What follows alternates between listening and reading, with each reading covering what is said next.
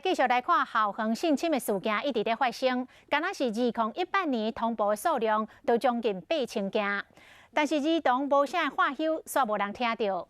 人本基金会甲国内国内的非政府的组织，建请政府应该来成立着国家级的调查委员会，正视校园性侵的问题。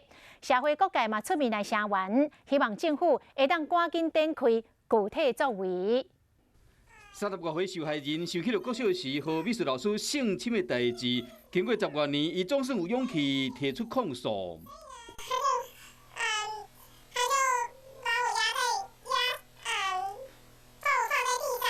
国内校园性病事件有够多，回顾通报数量为2006年的359件，到2018年的7876件，案件数成长将近22倍。政人对校园性病议题是大声地发。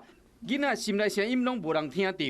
我们主张政府应该要建立一个独立机制，这个独立机制上全面调查学校跟机构内对儿童的性犯罪的处理状况。儿童性侵案件处境困难，为案发到起诉判决，往往是遥遥无期，甚至是不了了之。日本基金会认为应该成立国家级的调查委员会，嘛得到各界支持。我们欠缺一个政策强度，一个独立的机关。